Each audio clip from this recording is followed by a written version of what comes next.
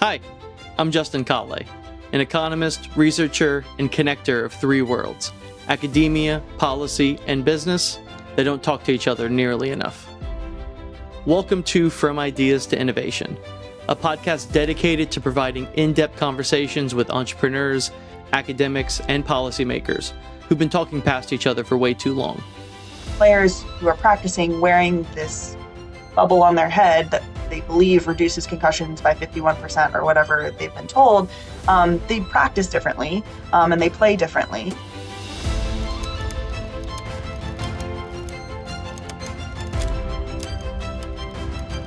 In this episode, I was super excited to have my good friend Keri Lawson Rubenstein on. Keri is an assistant professor of sports analytics at Syracuse University, where she teaches courses in sports economics. Her research uses her background in economics to understand how rules and institutional structures shape player behavior, player movement, and market outcomes in professional sports. She earned her BA in economics from SMU in 2017 and her PhD in economics from West Virginia University in 2021.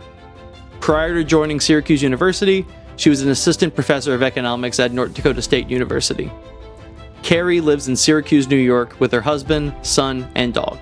An avid sports fan, she roots for the Cincinnati Bengals, Go Joe Burrow, the Seattle Storm, and Milwaukee Bucks. Keri, thank you for joining. Oh, thanks for having me, Justin.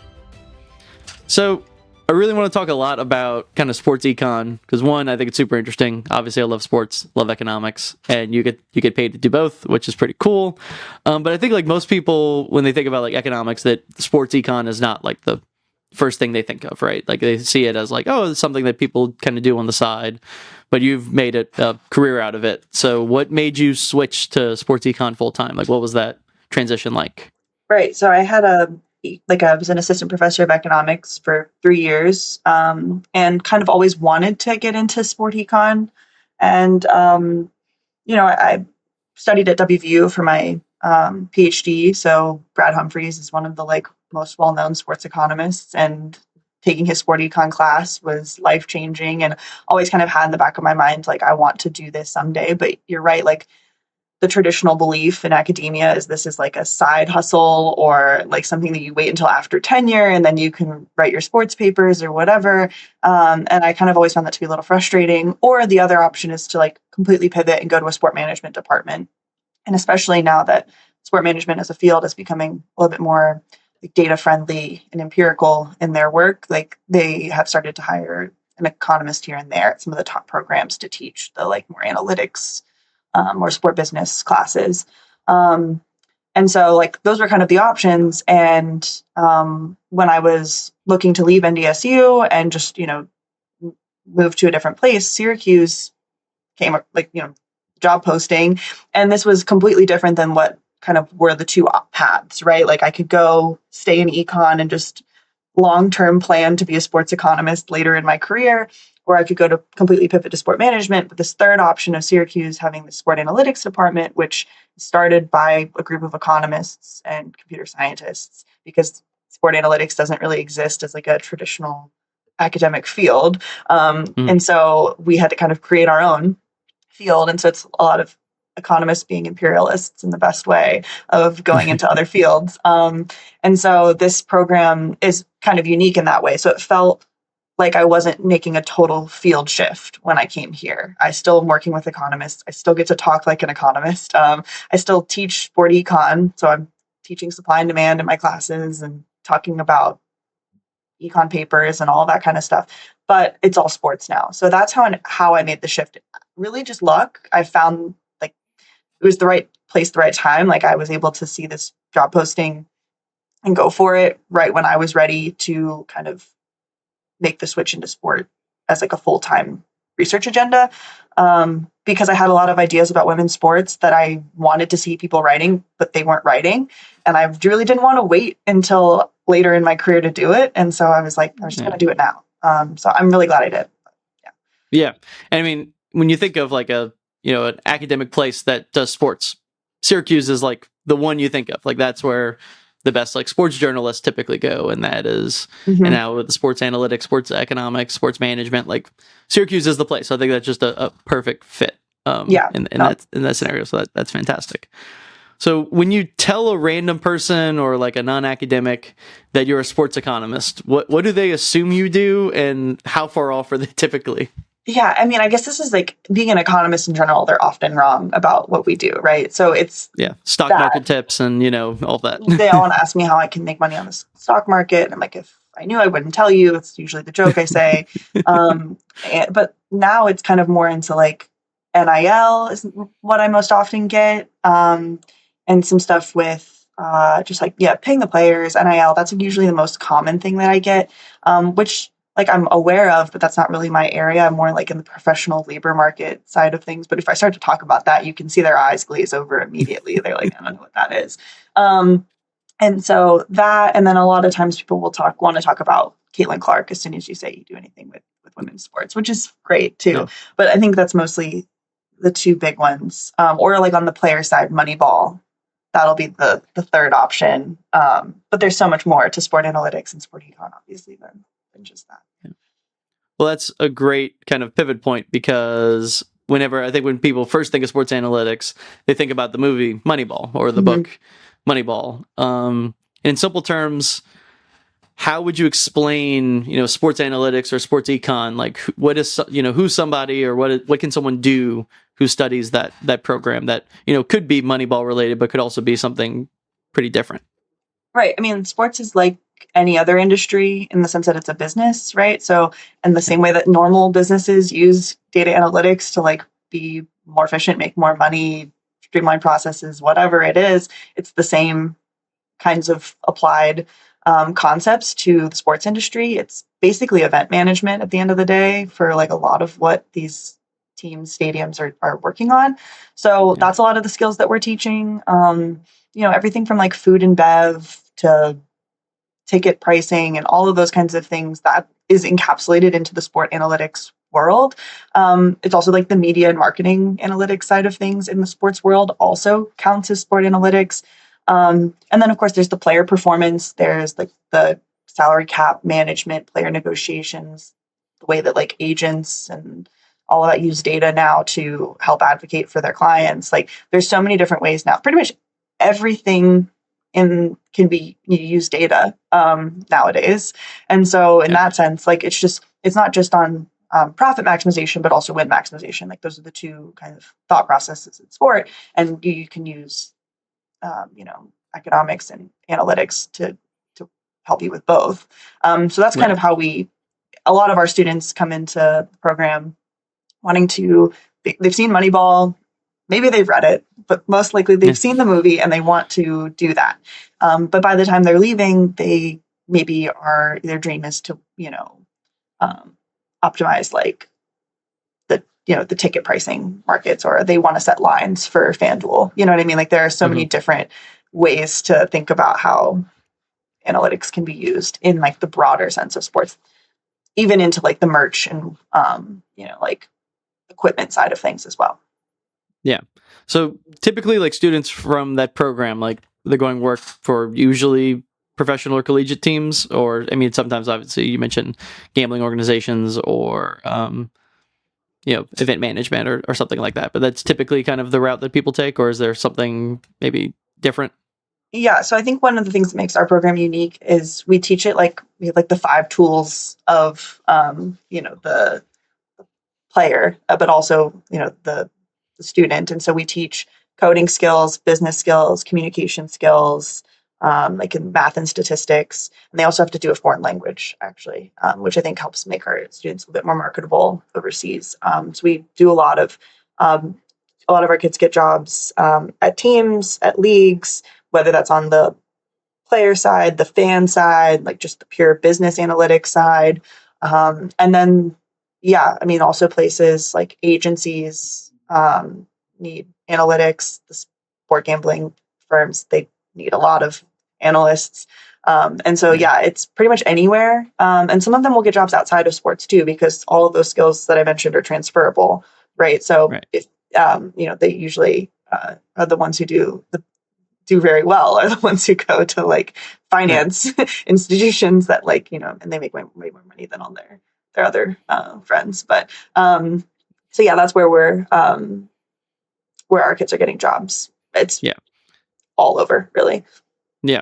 And in the same way, like someone could get a business analytics degree and then go work into sports, right? You could do the opposite, where you could Which do the is, sports analytics, you learn the tools and then just apply it somewhere else. right, exactly. And obviously, like it'd be probably easier if you did more direct on both ends, but you know, you could figure it out on both ends. And once you learn the tools, you can apply it elsewhere.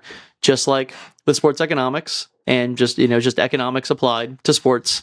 So maybe my favorite paper I've read this year, one, because I love sports, and two, obviously, you're a great friend. You had this great Guardian Cap paper that looked at the unintended consequences of a safety mandate. And for people who don't know, the Guardian Caps are basically these safety helmets that, can add extra protection. They add layered protection. So walk us through kind of what you and Todd Nesbitt found and why the NFL's intentions didn't actually match the outcomes that they were looking for. Right. So the mandate happened. So that's that extra padding you probably have seen if you've watched an NFL game or anything recently. It's kind of in college and even high school now, these Guardian Caps. So this technology, they did a lot of testing in the lab and they found that it absorbed a lot of shock, from like a head to head or any kind of helmet hitting that would happen. This extra padding absorbed a lot of the shock. So we were really optimistic that this would then prevent concussions or at least reduce the risk. And so the NFL was like, let's mandate some positions to wear these Guardian Caps during practices where there's contact. So any kind of tackling practice.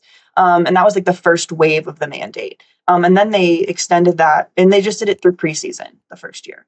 And then they extended it through all of the contact practices throughout the whole season. But kind of good and bad thing about this was they only did some position groups that were mandated to wear the caps, which is wonderful from like an economist perspective. So I was like, now I've got some variation here I can work with. I can start to look at like, it's basically a diff and diff, where I'm able to look at like the differences between the groups that were and weren't mandated pre-mandate and then after, and kind of get a little bit more, just dig my teeth in a little bit more into the data. And so what we found basically was that there was no reduction in concussions for the groups that had to wear the caps. Actually, we saw an increase in concussion for those groups relative to the players that didn't have to wear the caps during practice. And so a lot of these injuries were counted as any time that like throughout the whole week. So it could have happened during practice, but it also could have happened during a game. And what we argue in the paper is not that the caps don't work. It's that they actually change behavior, and that players who are practicing wearing this bubble on their head that they believe reduces concussions by 51% or whatever they've been told, they practice differently and they play differently, and they may take on more risk because they feel safer.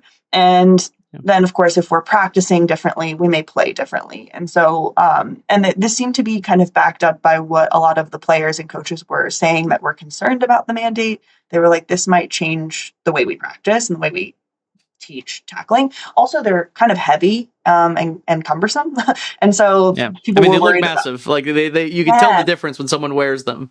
Right, and like some people were like, "Oh, it's aesthetic," and like the players just don't like them. But I mean, honestly, I think that you just are aware that it's on your head, and so you're going to act differently. And so it kind of follows the same logic as a lot of like Sam Peltzman's work with like any kind of safety regulations, changing the incentives and moral hazard type arguments where people are going to take on more risk because they have this perceived sense of safety. And then it actually maybe offsets the good that the safety regulation would do. And that's what the Guardian paper is arguing. Yeah. And I think one of the probably the most common example that is used with this Peltzman effect is seatbelts. Right. Where whenever you started mandating seatbelts, you saw people said, okay, well, I have a seatbelt on, I'm now safer, so I can, marginally drive a little riskier, right? So you saw, while you did see fatalities go down, you saw more accidents. And particularly who it was really bad for were pedestrians. Right. Because people were driving more recklessly. Even just a little change, right, can have a huge effect on a pedestrian walking on the side of the road or on the sidewalk. And what you saw was, people had the seatbelts on, they drove a little more recklessly, and they had more accidents, but lower fatality because the seatbelts were better than not wearing seatbelts. But you saw a huge increase in pedestrians being killed or severely injured by wrecks because they obviously aren't wearing seatbelts, but the people who are driving it are. So yeah, I think this is just a great example applied to sports, which I thought was just a fascinating idea and a fascinating paper. So yeah, really well and done that's there. where like concussions are a big issue. Like obviously Todd and I want to see a world where concussions decline in the NFL, and so we're like, you know, we can't just say like, oh, we've created a new technology and so therefore we fixed it. Like humans respond to incentives. So, you know, this is unfortunately sometimes the economists have to come in and rain on the parade a little bit. And that was how this paper felt. And it, you know, we talked about it and been like, oh, I really hope that we're wrong. But the other thing is like, there are other papers that are now coming out that have been looking at the Guardian caps and are finding similar results to us, like from the medical field, which is encouraging that we were onto something from the get-go. Go figure. Yeah. Sam Peltzman was right. But, you know. Yeah. I mean, again, a case where economists kind of beat other people to the punch and rain on their parade, and this is why people typically don't like economists. But, you know, it is what it is. Bunch of know-it-alls. Kind of hate when we were right. Yeah, it's very unfortunate. Okay, so let's shift gears a little bit. Let's talk. You mentioned a lot about women's sports already, and the WNBA. So let's talk about kind of the rise of women's sports, how this is affecting both, you know, the business of women's sports, but also, you know, potential career avenues for your students or people who want to study sports. That there's just more opportunities, more pathways for people to you know, get to do a very cool job, which is get paid to work in sports, which seems like a great career. So women's sports, as the kids would say, are having a moment, right? It's obviously becoming much more popular. The NCAA March Madness is doing very well. Same with the WNBA, obviously. You're kind of seeing this bleed into other women's sports as well. So why do you think that is? And what advice would you say of how to sustain it? Like how to keep up with the kind of momentum that's happening? Yeah, I mean, you're dead on. It's mostly it kind of started through basketball, right? But now it's positive spillovers to the other sports. I think it's a perfect storm of a lot of things that happened all around the same time. So, you know, in 2016, you know, you couldn't watch a WNBA game on TV, really ever. You would have to watch like a Twitter stream. They didn't even have like a league pass. That was really, it was hard to watch. And so I think that it's like sometimes a lot of the criticism that you hear about like women's sports, like up to this point or whatever, was that like no one was watching. Well, it's like hard to watch. So then therefore no one was watching. And so then they never put it on TV because no one was watching. It was like this negative feedback loop that they had caught themselves like chicken and egg, like what's causing what. Yeah, completely. So I think that was like a kind of common misconception is that like the people didn't want to watch this, like they like literally couldn't. So up until that point, like really hard to watch games. You know, new TV deals coming in after like the CBA before this most recent CBA. So they started to get more games on TV. You know, there's the rise of social media, the NIL kind of movement that happened in college sports gave players platforms before they got pro so that they were able to come in with fan bases and bring that fan base from college to the W. So that was like a huge kind of offshoot from that. Like Angel Reese is a classic example in my mind of someone who basically brought like an entire fan base with her to her professional career without having to like build that in her program. You know what I mean? Like I mean, I'm from Louisiana. She played for LSU, and I mean everyone who is an LSU fan is now rooting for Angel Reese, and doesn't matter, you know, that she got traded from the team she started with. It wasn't that they were following that team or from that city. Like they're following her. They want to root for her. Much like LSU with Joe Burrow, you know, people are now rooting for the Bengals, even though they're from Louisiana. Completely. And this is like kind of been a thing, but I think social media has really helped accelerate that, or at least maybe make it bigger for players. And then of course, compounded with NIL, like they actually think of themselves more as brands. And so that paired with more accessibility on TV. So they had a TV deal. Then COVID happens and they go into the bubble, and there really isn't a ton of sports on TV in that summer of 2020. And the WNBA is on, and they're on like all day, and people started watching them, and they started to get more fans that way. So like kind of weirdly helped them, even though that was a they didn't make money that season really. It kind of created a fan base of people that were like, I have nothing else to watch. I'm home all day. Like, what am I going to do? I guess I'm going to watch basketball. And then you're like, actually, these girls can hoop. And like, you start watching. And then you have, this also just kind of like the league has had a great product for a long time. And so like fans of the W maybe sometimes get frustrated when they're like, no, they've been good. And like, they have been selling out games. And like, this isn't like a completely like random light switch thing that happened, but it's also like kind of the fruits of Title IX and the fact that like women's sport participation has like been increasing over this period, and that like the support at the college level has been there so that they were actually able to like get a good on-court product.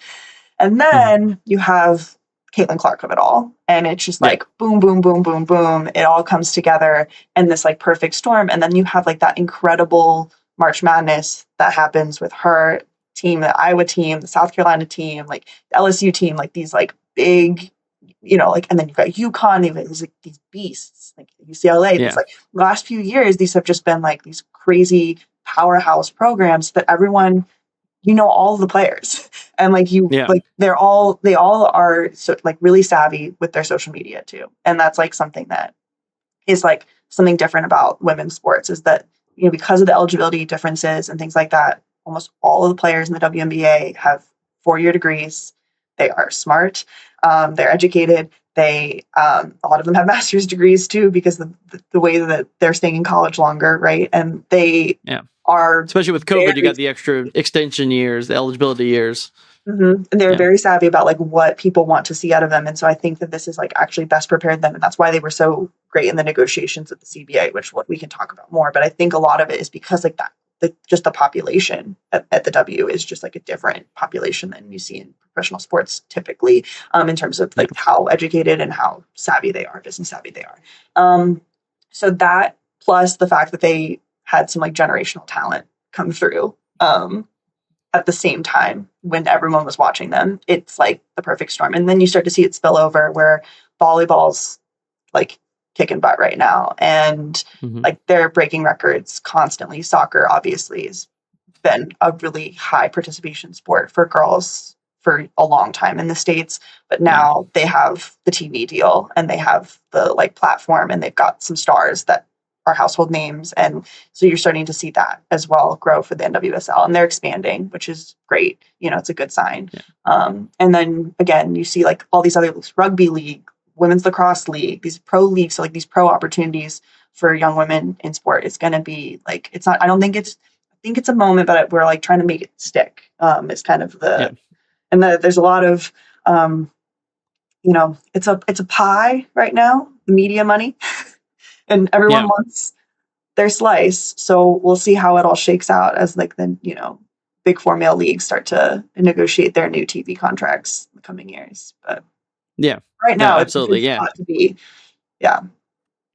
No, I agree. And going back to the soccer, obviously we just had the Men's World Cup this, recently, and everyone was talking about how, or everyone at least in the U.S. were talking about, U.S. Why aren't they good at soccer? Like, why can't they compete? We have 300 something million people, and you're like, well, the women's team does pretty damn good. Like they win a lot of World Cups, and so it definitely can be done. No, absolutely. So let's stick with the WNBA for a second. So obviously, you mentioned Caitlin Clark is the big beast of it all, right? Like she's just the Steph Curry of the WNBA. And the financial story about it, I think, is super interesting, because if you look at like her rookie card, for example, it sold for, I think it was like 4 or 5 times her salary of what she makes in the first year. Like a rookie card selling for multiples of what she actually makes.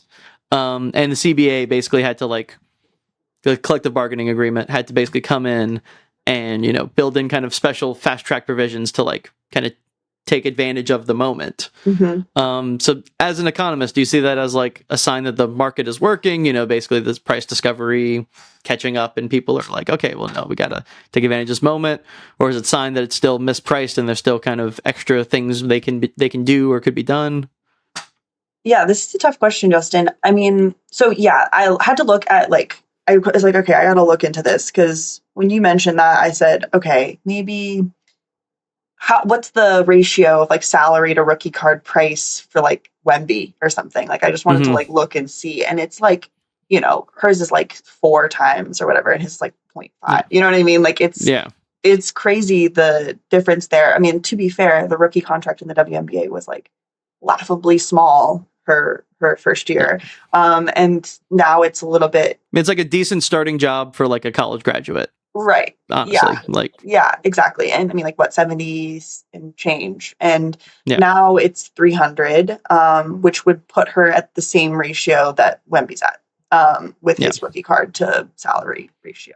The answer is we're getting closer. It's still, but the thing is, like, she's making so much money outside of her WNBA contract, which of course everyone kind of is aware of. But like the year that she made $70,000 in the WNBA, she probably brought in about $11 million in her endorsement deals. So to say that Caitlin Clark is like underpaid is kind of interesting. She's underpaid in like her day job, but like that's not her whole job. You know what I mean? We have to think about like the whole picture here.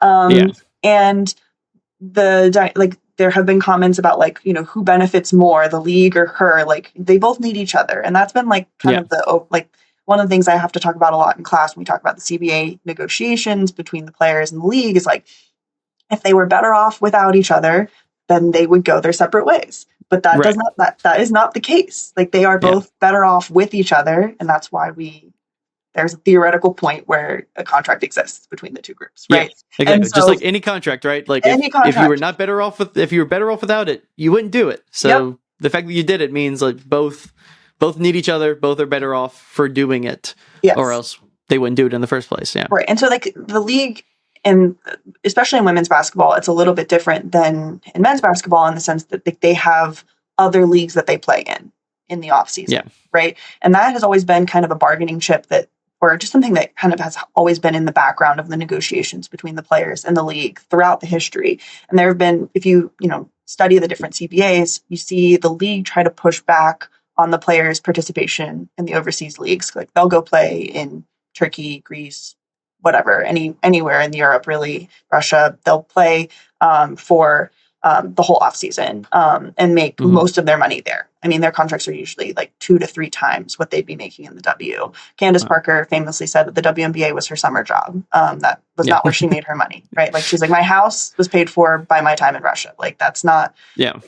So like, I don't think people realize this until Brittany Griner, honestly, the incident that how many WNBA players were playing overseas. It's something that they kind of just dealt with. Like they just thought of it as like part of the job, right? And and so because of that, the league has tried to like, that's opportunity cost argument at the end of the day, right? And so the league has tried to make it so that like the schedule has been moved around so that when they have to report for training camp, it conflicts with the Euro playoffs so that they are devalued overseas, so that they, like all these kinds of things to help lower their opportunity cost overseas rather than just pay them more. And all these kinds of things that you've seen throughout these dynamics, very interesting stuff. I'll get back to Caitlin Clark here. But the thing is, like, she's never had to play overseas.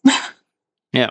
And a lot of these new stars, like Asia Wilson doesn't play overseas, Kelsey Plum doesn't play overseas. I mean, like, these are the stars of the league. Paige doesn't play overseas. Like they don't. My favorite player, Paige. And Angel doesn't. Like, I mean, there's like, most of the like kind of big names that you think of now don't play overseas, and they haven't had to for a few years now, even before this CBA, because of the like brand endorsement deals that they've been able to kind of get outside. So it's changing the labor market structure, this dual labor market that they've got with the international thing. It's actually making international players want to come to the W to play now rather than the other way around.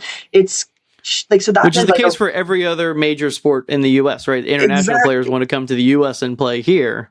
Because that's where the money is. Yeah. So I think that's like something that's like a part of her legacy is literally shifting like where women play basketball in the world. That's like kind of crazy to think about too. So for that, like there's so many other spillovers. One, you don't have to play year round. So we can think about like fatigue, injury risk, career longevity, all of these kinds of things as like really important factors for like the health and like just like the longevity of the sport, right? You want your stars to play as long as humanly possible in the WNBA. You don't want them going over and then like tearing an ACL in Spain and then not being able to come back. Like that happens that happened a lot. And so it's good business for the W to make it so that they're making so much money in the WNBA. They don't need to go overseas anymore. And I think that finally has started to like tip, because they don't want to risk Caitlin Clark having to go over there and to make money, right? Like they don't want that to happen. Right. So I think that's something that like this will just continue to get better in the next CBA. Like I think they broke records, obviously, like crazy increases across the board for players from like rookies to vets, right? But I think it'll happen again this next CBA that they have in a few years, because they will have proven that it was a worthwhile investment from the league side to keep them here playing like less, resting more, and staying healthier longer. That's my prediction. Yeah. That's super fascinating. I think that's incredibly interesting, and I love again like how you're able to apply what you learned in more traditional econ to what's going on in the world. I know people hate when we say this, but economics can explain almost everything, and yet again, kind of correct. Like we end up being correct, and yeah. Like it's just opportunity cost. It's day one of my econ class. Yeah. I mean, opportunity cost is taught super early in like the most basic of economics classes. So yeah. Are there any kind of barriers or other opportunities that you see, or do you think we kind of covered it? Yeah. I think the media stuff is going to be interesting to see how that goes. Cause like, again, they signed this big contract, but like, I think that it'll get dwarfed by what happens for the other leagues kind of going forward. And so the ways that they're going to be able to be creative to just keep the sport accessible. I think the main way that they're going to be able to grow the league is just making it easier to watch games. It seems so simple, but yet somehow has been so hard for the last decade. So I'm optimistic that maybe that will start to like, it's not in-person tickets. Like we're selling out the games now. So you got to get the fans via TV now. Exactly. So changing gears a little bit, but still in the realm of women's sports. So you have a litany of working papers and a few published papers specifically on women's sports in particular. Is there one you want to talk about or you find the most interesting, or one you're really excited about right now? Yeah, I mean, I talked a little bit about it, but with the international participation. But something that I just had a paper get published with Eduardo Minucci, and Eddie and I went to grad school together at WVU, so another Brad student. And he and I were talking about, there's this paper that was published in 2023 in the journal Sport Econ about the determinants of career breaks and career exits in the WNBA. Great paper, really interesting, but we just felt like there were other variables that needed to get added into this analysis. Things like whether or not they had won a championship or whether or not they were an all-star and things like that, because there's a lot of rhetoric about like whether or not women are ring chasers in the same way that men are and things like that. Also, just the way that the league, the WNBA, has changed so much over its history in terms of like franchises like being sold and moved and closing and expansions and all of these kinds of things. There's a lot of roster instability. Like if your team folds, how does that affect your career break or exit? And then also this dual labor market. If you're playing overseas, does that make you more likely to take a break for whatever reason? Are you more likely to retire if you've played overseas more? All these kinds of things that just like weren't considered in that first paper. And the big contribution there is that international participation data that we were able to wrangle because it was a beast. And so we have all of the international participation in all of the leagues around the world for women's basketball and men's basketball, actually. So hit me up if you guys want this data. But it's game by game like data for every single player, all the levels of the leagues. So there's a ton of spin-off papers that I'm working on using that for just like some of the most pure sport analytics, like promotion and relegation type arguments in European leagues that just we haven't used basketball data for this. We've primarily used soccer, football, whatever. And then also getting more into the point that I made earlier about injury risk and whether or not playing overseas in like some of these leagues, particularly Turkey, people talk about a lot. If you like are a fan of women's basketball, you'll know that like the women who go and play in Turkey, like it's such a physical league at the top level in Turkish basketball. And so they come back and they have their next season in the W. They are like lights out, so good. And so there's some kind of held belief that like where you go to play, you'll come back different in the W. And like we've never been able to empirically show that. So that's like another thing that Eddie and I are trying to figure out. And also just like now that we're getting better salary data, being able to use your overseas success to negotiate your contracts in the W. You go and win a championship in one of the toughest leagues in Europe where you're making 3x what you make in the W, you should be able to come back and ask for more money, I think. But we haven't been able to empirically show that either. So those are some of the papers that we kind of have in the pipeline as well. And then I'm, talking a lot more just about like history of the WNBA. A lot of people want to write papers about women's sports right now, and we don't really have a lot of those like foundational papers that talk through why did the teams fold? Why were the teams sold and some weren't? And all of the kinds of different ownership dynamics. Some of these teams are co-owned with NBA teams, some aren't. Why? What does that mean in terms of their resource constraints and the kind of facilities that they have? Because you have about half the league that are independent and half the league that are affiliated with NBA teams. And that in and of itself is going to create very interesting things like on the production side of the sport. So all those kinds of papers are in the works. It's my very high level overview for you, Justin. Yeah. Well, I want to talk specifically about that last one because I find that interesting because we kind of have this, it's obviously different, but this kind of case that people talk about, at least in New Orleans, where you have the same owner that owns the NBA team and the NFL team. And it seems, at least from my perspective and a lot of other people's perspective, is that one is run much, much better than the other in terms of management resources. And one's kind of like for lack of a better term, like a very expensive side project. Yeah. In my humble opinion. But so I could see kind of a similar argument for, if it's a jointly owned NBA, WNBA team, that either they lead to a lot more resources or also a lot more like kind of neglect. So I'm curious about that one. Like what do you kind of see as the outcomes there? Yeah, so I kind of came into it seeing both sides, like where you're like, okay, well, they share legal and they share a lot of their business analytics, and obviously they get to play in the NBA arena, so like probably have more seats than you would if you were like the Wings, for example, play in a much smaller arena than the Fever do, right? Getting to play in Gamebridge, so you have different kind of just like resources available to you. You maybe have like the kind of front office that has a little bit more maybe experience or just institutional knowledge about how these things work, where maybe you have a new ownership group that purchases the team and doesn't necessarily know all of the things, or they just don't have as much money. Like that was the kind of first one. Then you also have the other side of the argument, which is like a managerial attention is a scarce resource, and you're always going to be second fiddle to the NBA team. And what happens when like the seasons overlap, for example? So, as the WNBA season gets longer and longer because people want more games, they're going to 50 games next year, right? If you're the Fever and the Pacers make the playoffs, they start to overlap on that end, right? And if you're the Fever and you make the playoffs, it starts to overlap on the other end. Yeah. And that can cause friction just from like the production side of sports, like who gets the court?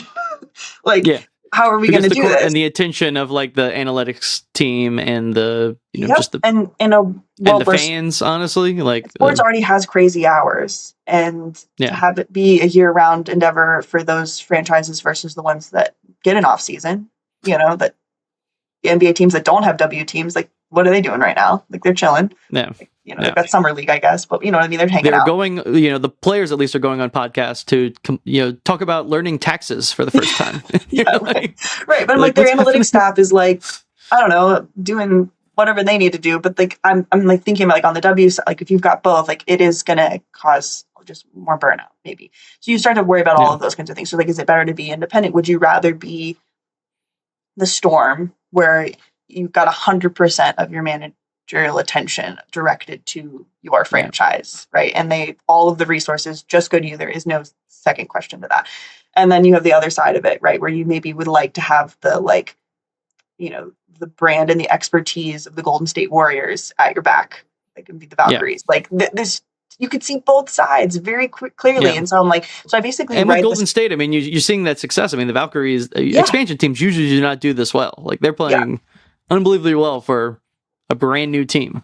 right. And a lot of it has been attributed to the fact that they are affiliated with the Warriors, right? Like that organization knows how to win and how to get fans and Yeah. yeah, and all of that. So you have that, and then you also you're starting to see it too strategically on the W side of where they're expanding, right? All of these new expansion teams: Philly, Cleveland, Detroit, the Houston move from Connecticut going from independent now to being under the Rockets. Like all of these new expansions are affiliated with NBA counterparts. Portland Mm-hmm. has ties to Sacramento, but Toronto is obviously with the Raptors.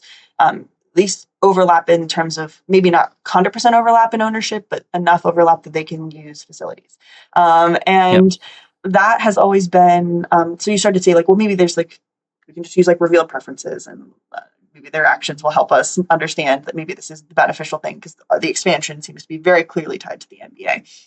So I talk through all of that in the paper. I kind of work through like just like literally cross elasticity of this, like the substitution like between the Yeah. inputs, and it's very sexy stuff, right? Me modeling all of this out, but and then I kind of think about the how the financials of an NBA team. So like how does the change in the income and the revenue for the NBA team affect the WNBA affiliate? That's how I basically empirically test this because we don't have great financial data on the WNBA side. I don't have great behind the scenes information on like how resources are being split, but I can know whether or not your NBA team had a good year money wise and whether or not that spills over to the W side. And I'm seeing some evidence of that there being like a complementary relationship where the Mm-hmm. affiliates do slightly better. They are the older franchises. They haven't had to move around a lot. They play in bigger arenas. There are a lot of reasons why we could expect them to do better. I am like hesitant to say with like 10 toes down that we should just keep the two leagues ingrained because I think that Mm-hmm. as the W grows, the managerial tension thing will become more and more of a problem. I think for a young growing league, it made a ton of sense for them to be intertwined. And I'm looking at it over the whole history of the league. I think that the story will start to change in the next like 5 to 10 years where you want to be the aces. I mean, I know they've got Mark Davis and he technically has the Raiders that he has to think about, but if you see his face light up when he's at those games, the aces are his baby. He loves them. Yeah. You know what I mean? Yeah. I don't think that there's really Well, one's doing much better than the other typically too. that certainly So helps. that helps. You think that like you might want to be in a situation where you've got like a deep pocketed owner, but you are kind of top dog. So that's something to be on the lookout for, especially with the Yeah. expansion. I'm interested to see how that goes. Yeah. No, absolutely. That's super interesting. Last question about WNBA, at least for now. Okay. Who is your favorite team? Okay, this is so hard. I follow the Storm most closely. But that really became this because I like love Sue Bird with all of my heart. Mm-hmm. And Yeah. I love Stewie as well. And so now that Stewie's on the Liberty, I have a soft spot for the Liberty. And I think that is something And you that live is in New York, so I live in New York close. and yeah, exactly. I think that's something that's interesting about WNBA fans that has been hard for me to like get over is like if you like all of the other sports teams that I follow, it's geographic, it's from birth. Like you don't have a say in the matter. And like it's your birthright to be a fan of this team. You love your team and you hate all of the other teams. In the WNBA, I like all of the teams and I like players on all of the teams. Most of the time, people who are fans of the league are fans of the whole league and they have a player or a couple players that they follow. So like same deal with like Angel. If she goes from Chicago to Atlanta, like the fans go with her. And I think that's something that's different about the business model and just the way that fans are. That's like another super fascinating thing that's happening in literature right now. And just like we're getting better information from the leagues about like how different WNBA or just how different women's sports fans are from men's sports fans. And not to say that there isn't, it's a Venn diagram. There's certainly overlap. But when you think about like the average fan of the WNBA, they are there for a player a lot of the time. Yeah. And the team is secondary. And they also, when you say who's your favorite team, they struggle to answer it because they're like, I actually like 7 players and they're on 7 different teams. And I'm more of just a fan of the sport in general, which is, cool. Cause like 3 or 4 games a day in the summer for me all summer long. It's how bad could that be? Like Right. during the football season, I'm like, I just want to watch the Bengals play. Yeah. Occasionally I'll watch other games for fantasy purposes, but I hate everybody so much that I don't even really find it enjoyable. I find it enjoyable to watch a random, 2 teams that are definitely not making the playoffs in the W play. Like I still find that fun. So Yeah. No, I get that. Yeah, because I mean, I struggle. I think you're obviously a bigger fan than me, but I still struggle. Like, because like I would say Dallas Wings just because Paige Beckers is my favorite player, so like right. I root for her over anyone else. But But if obviously, I she also like moved, Angel you would Reese. I like Caitlin probably like Clark. follow that team. Yeah. Exactly. I don't have any like close ties to Dallas that are like, oh no, like Dallas is the reason. Like I'm leaving as soon as if she leaves, I'll be a fan of that team too. So yeah, I think it's almost like LeBron James fans maybe in a Yeah. way A that lot it's more like a lot of people individualized. like they love LeBron, so they're like, now I'm a Heat fan. Now I'm a Yeah. Lakers fan. Oh, now I'm a Sixers fan. Like, so maybe it's something like that's a little similar, except Yeah. with obviously a larger I pool was of at the players. Mets game like last weekend or whatever, when they played the Dodgers, and kids in Mets jerseys everywhere, but they all were cheering when Shohei was at bat, Yeah. right? So I think that's also something that's like, maybe it's kind of like the age of the league and just like the age of the fans. WNBA fans are a lot younger or a lot older. There's really nothing in Hmm. between, than like NBA fans. And so I think some of it is like less about the geographic ties and like, this is my team my whole life. And it's more like, what player got me into watching this sport? Like that's who I'm gonna follow. And then I also maybe have my hometown team. And I think maybe as Yeah. the league gets older, you will have people that are in their 60s that are like, I've been following the Fever my whole life because Caitlin Clark Yeah. started there. You know what I mean? And I was in middle school and Yeah. it changed my life. And now my kids are Fever fans. And even if they're bad, like we're all going to be Fever fans. Like I think that's Yeah. going to be how it goes eventually, but just the league's too young. Yeah. No, I think that makes sense. Okay. Well, yeah, no, that was very interesting conversation. That was fantastic. I could talk about this forever. So Yeah, me too. I love sports. So let's go to, because I think there's a big tension between, in like the sports world broadly, mhm. of analytics and the eye test. Like you saw this in Moneyball, where the Jonah Hill's character came in and was like, actually, no, these are the guys. This is what the numbers say. And yeah, these scouts who had been, watching baseball for 60 years. They were Right. like, but that guy can't throw. It's going to be an issue. He doesn't have, his left arm does not work. Mhm. That might be an issue. So you live obviously more in the analytics world, given your career. But every fan and scout, and I'm sure, I mean, even people who are into analytics, like I'm very into analytics, but you still like, oftentimes you like kind of, you see it with your eyes and you're like, okay, that guy's good, or that, Mhm. they're not good. So where do you personally land on the tension? And maybe is there like a type of question where analytics is just bad at answering, which is why you kind of have this tension, and why sometimes you see these weird outcomes that you're like, well, the analytics say Jaylen Brown's actually terrible, but if you watch him, you're like, I don't know, seems pretty good. They seem to win a lot. Like, Yeah. what's going on there? I think that like, okay, I'm going to give you kind of a non-answer to start, but I think some of it is that like some of our analytics, or at least the traditional kind of more typical stats that you see used, um, don't take into a lot of context of like Hmm. what's happening in the game.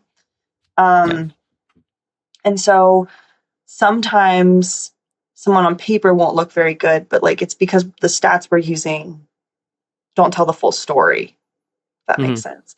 So some players like, but then of course the eyeball test, you have context. You've been watching the whole game. You can see Yeah. what's working and what's not. And so I think that we're trying to get better about that. I think that's like one of the next like frontiers in analytics, is getting more like contextual stats. It will annoy the people that are like just normal sports fans. Like, oh, Yeah. more acronyms for us to keep track of, more things that are just muddying up our apps, right? Yeah. And the Expected talking, EPA per drop back, and you're like, what's I going know. on? Yeah, you're like, back in the day, it used to just be like your batting average up on the Yeah. screen. And now it's like 25 different things and we're averaging them and whatever. But fans get on board. They figure it Yeah. out. And especially, it'll be interesting to see like what the emphasis is on the media, because I feel like when the ESPN talking heads start saying like, hey, this stat is really a good predictor, and if it's helpful for fantasy and all these other things start to feed into it, like fans will kind of be like, oh, okay, we're into it. Yeah. So I think that is, and I can talk more in depth about that, but I really think a lot of the tracking data is going to help us with that. I have mixed feelings on the tracking, like marginal benefit, marginal cost of it all, but I do think that like knowing where players are on the court or on the field will help us understand like whether or not they're actually good. Yeah. Because that's what the eyeball test has been doing. Right. And like, granted, the eyeball test again isn't perfect either. Like, no method's going to be perfect. Like, if eyeball test be like, oh no, this guy, you say, I'm gonna give an example.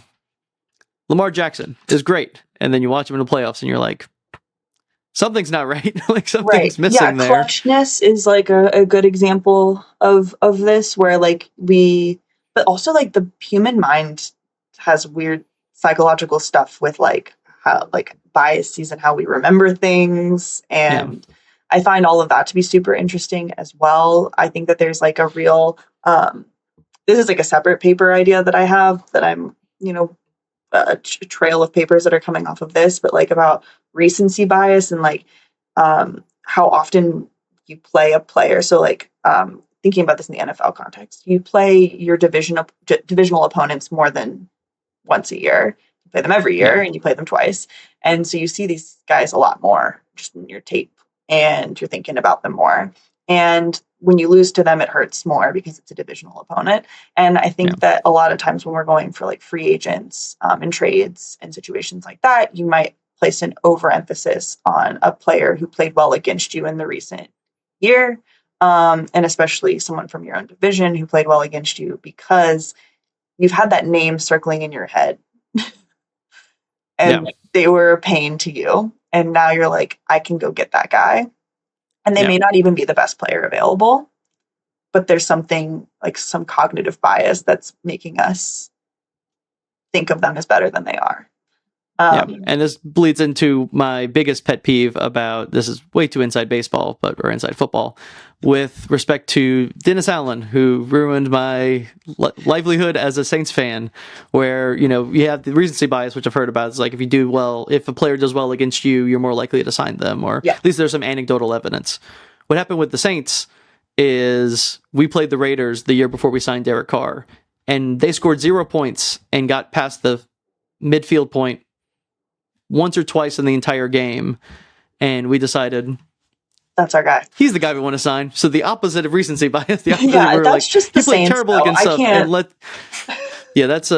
That's Dennis Allen, and But in general, yes, I see what you're saying. But that one particular example always bothers me. But I mean, someone rightly said when I was talking about this was like, but I think the big thing is that you forget, like maybe they played well against you because you were bad.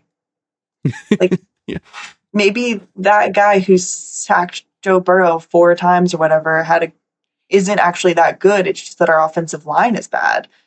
That's very rarely are we able to look within. Be like, are we the problem? And you're like, no, that guy's incredible. We need to go sign that guy. So I think that there's a lot of things like that where like we are wrong a lot on the eyeball, obviously, but that's the kind of thing where analytics can help. Be like, this is, we can use every kind of a possible metric and be like, their value over every other player available right now it's not worth it. Don't do it. Right. Yeah.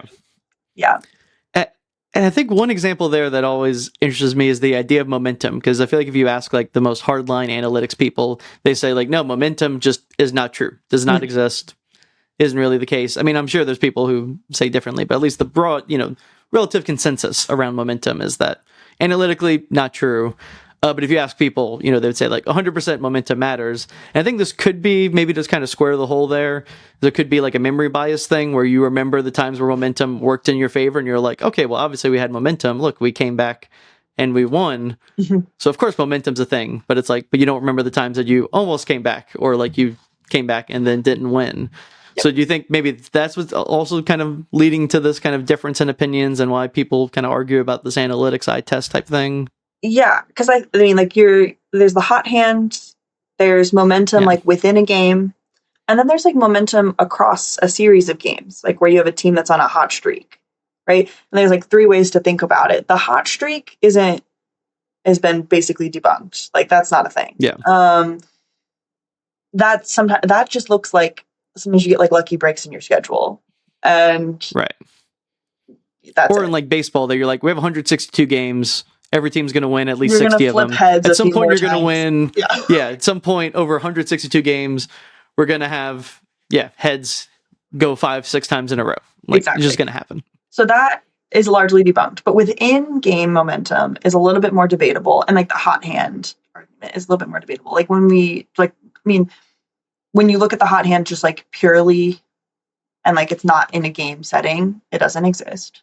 But if you think about like the context of the game, which was kind of to my earlier point, if someone is perceived as hot, defenses adjust, offenses adjust, might feed that guy a little bit more, like all that kind of stuff starts to change. And so it is not a completely all else equal situation where we want it, like in our brains want it to be like a static situation, but it is like a multi-dimensional game theoretic problem that's happening right like every second of the game forever and ever. So yeah, momentum doesn't exist, but if people believe that someone's hot, like they'll change their behavior. So sometimes we see it in the data, but that's really just because their teammates start feeding them more.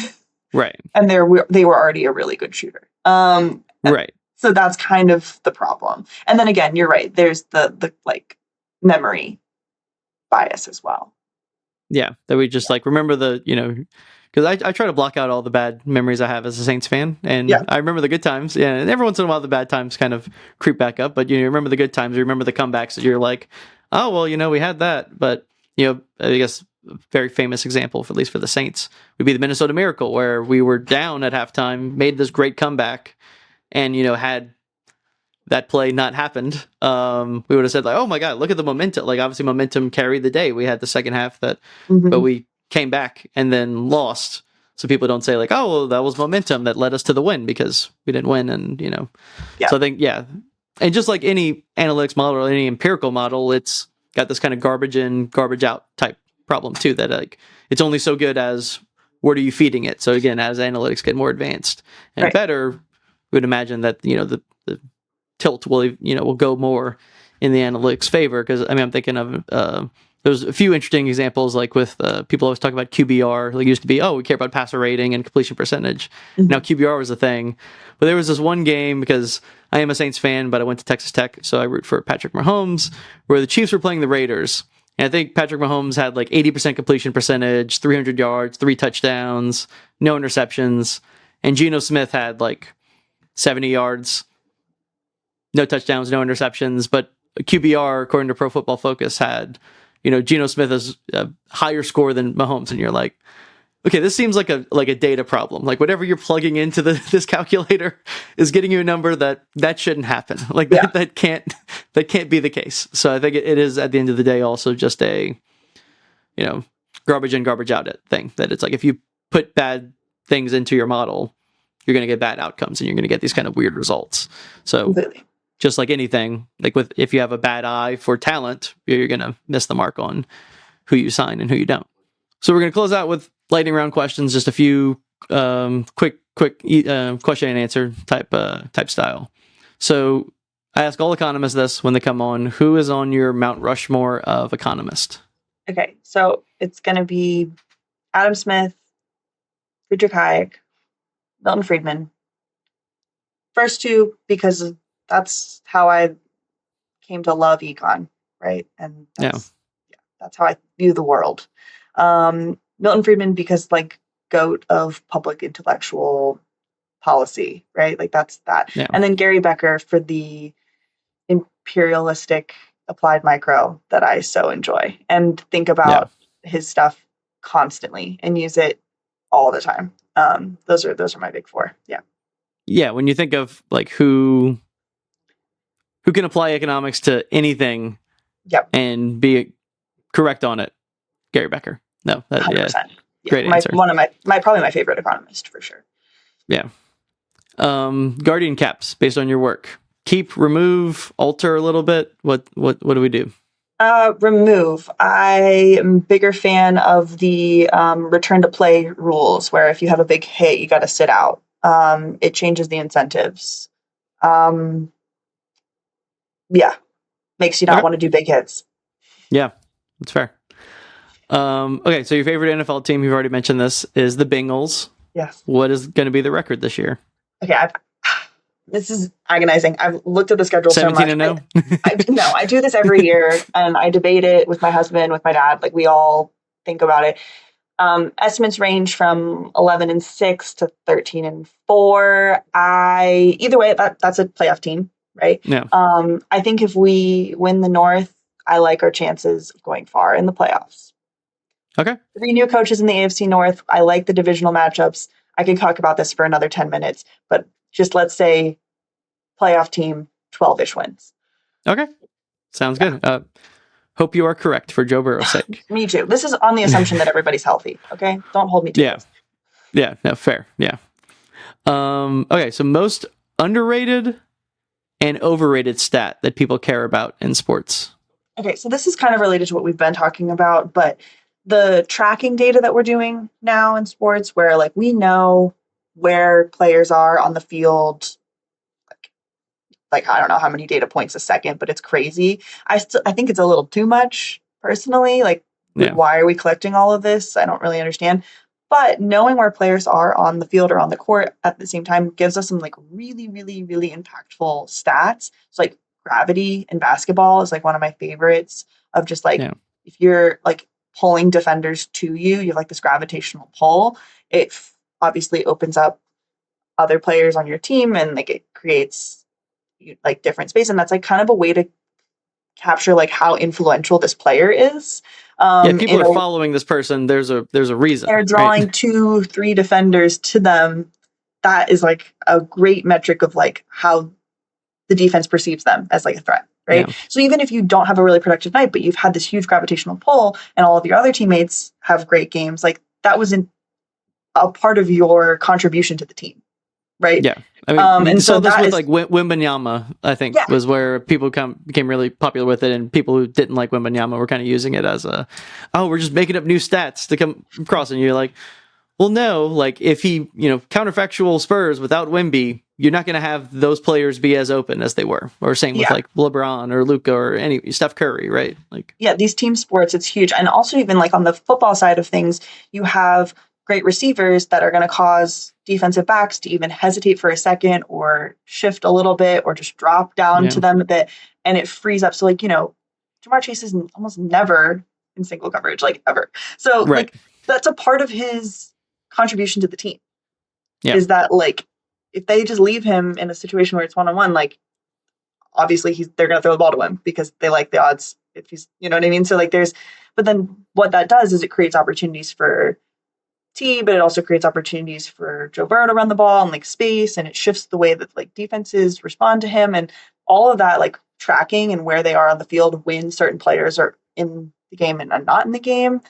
That is really fascinating. So I think that's kind of underrated and underappreciated. I think that it'll change the way we view things. It also bleeds into like getting some of our stats to be better, like our traditional stats to be better, like rebounds, for example. Whether or not it was a contested rebound, that's important because like you could be getting a lot of boards and it literally is just because you're the only person there and not really because anyone else was also going for it. And so knowing who's around you and whether or not they're also going for the rebound is a stat that like people are starting to use more in place of just rebounds. So that's like, and then I think in terms of like overrated, I have a gripe with like the double-double, triple-double of it all. I think it's dumb. I think that like the media likes to use it, but it really is not informative of any way of production. Like you could have 10 and 11, but I'd rather you have 30 and 9. Like it doesn't really, it doesn't make any sense to me. So that has always been something that frustrates me. Yeah, or even just like within two players, like who get a lot of triple doubles, like the type of triple doubles that Jokic gets versus the type that Westbrook got.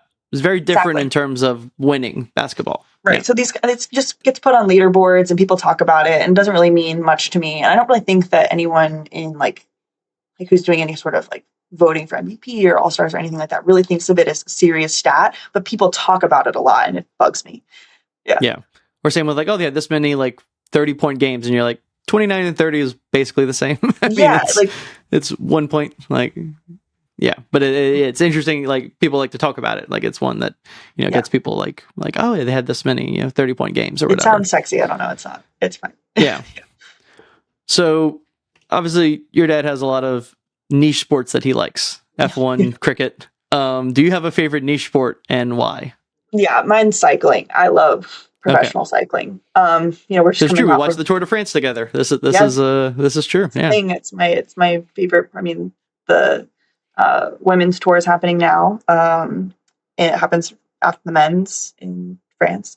But I watch as much professional cycling as I possibly can, given time differences and stuff like that. But it was wonderful last year when I had a newborn because I was up at 5 a.m. and it was not a problem at all. And we watched a lot of cycling. It's really great, low stimulation TV screen time for a young one. Fair enough. Excellent sport, lots of strategy, team sport, individual sport. It's got everything going for it. Highly recommend.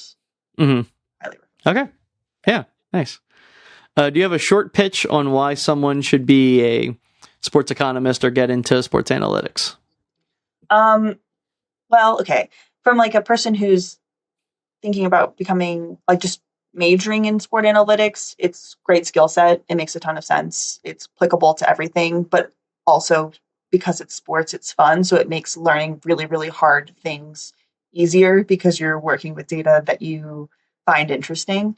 If we're just doing widgets, it's not nearly as cool. So I think you can become like a really excellent coder and a really excellent like analyst using sports in a way that would be harder to do if you were, in a traditional business school setting. So that's my pitch there, but also just in terms of like, I think if anyone is pursuing a career in academia and is thinking about like working in sports as like a research path, to not be like scared off. Like the data is better than ever. The questions are so cool. There's so much applied work, like where we can answer questions, like really complex questions about labor markets and business using sports data. And it shouldn't be thought of as like a secondary, like, or like some sort of like discount because we used NFL players instead of employees at another, I don't know. I'm like, it's all labor econ to me. Like, I don't know what So I think that like not being and more interesting. It's more interesting, and that's also like the data is like so we don't have really good observable performance data for a lot of firms. So like, why are we so afraid to use sports data? Does it feel like it's less than? It's not at all. So I would say not to be afraid. I feel like at least for a career in the sports analytics world, like it's a easier gateway drug to say like, oh, look what we could do with sports. And people are like, oh, wow, that's super cool. But if you're like, look what we would do with stocks, you'd be like, Yeah, exactly. That's why I stopped being a finance major. Was like, like some of that's not super interesting to me. Yeah. Granted, I could have made a lot more money, but yeah, it is what it is. What is your hottest sports take? Okay. So I've got two. Okay. One is actually inspired by my dad. So just a quick shout out to Bob Lawson's 10 Commandments of sport fans. They are great. If you Google it, that's out there in the world. Maybe his best work. And I like the rest of his work. Truly, it is his legacy. I agree. And as he would say, we're all sinners. So you don't have to agree with the commandments. It's just, this is what they are. I break them sometimes too, but wearing multiple like teams on your person at the same time is a huge no-no. And it bugs me so much when you see like Reds hat, Bengals shirt, even. It's all Cincinnati. Oh, even the same team. Okay, even within the same like hard no for me. Okay. And it is difficult because a lot of my clothes and hats and things that I like to wear are teams. And I will sit there and I'll be like, I've got a Seattle Storm shirt and I've got a Syracuse hat and I still can't do it. I won't do it. No. So you won't do a Syracuse shirt and like a West Virginia hat? I do not mix. It's one of the Okay. things I'm pretty devout on this Okay. in terms of that particular rule. Now there are other rules that we can be a little bit more lax on, but this is to push back on the Pittsburgh fans that say, well, they're all the same color, so it's fine. It's not fine. Penguins hat and a Steelers shirt is still a no. And Yeah. I that's my hot take. Okay. Yeah. And my other hot take, which I think is probably like more of a hot take in academia, is that I am like tired of these papers that compare the WNBA and the NBA just like apples and apples. It drives me nuts. I'm seeing a ton more of them. I'm gonna like be on my soapbox at every conference for the foreseeable future, trying to write papers, op-eds, whatever, being like they are not the same. They have completely different rules. Yes, it's the same parent company, whatever. The WNBA was founded as a subsidiary or affiliate under the NBA, but one has a hard cap, one does not. Like they're like Yeah. so many different things that are such baseline stuff that I see researchers being sloppy and making these comparisons, being like, well, the effect of Caitlin Clark, and then just comparing it to some sort of NBA counterpart. And I'm like, we literally cannot be doing this. This is bad science. So it Yeah. makes me frustrated. And so I'm going to my next crusade. Brace yourselves. Okay. Love it. And I tend to agree. I agree on both of those. Yes. Yeah. I don't know about the same team. Like if they're same like region, if you're like Saints Pelicans or something like that. I mean, but yeah, I guess, yeah, like you said, we're all centers. Well, Keri, this has been an incredibly interesting conversation. Thank you so much for joining. Thanks for having me. I enjoyed this very much. Thanks again to Keri Rubenstein for a great conversation with From Ideas to Innovation, where we bring together innovators, academics, and policymakers. And thank you for listening. If you like this episode, please drop a comment below, check out our show notes on our Substack, and please like and subscribe to this episode.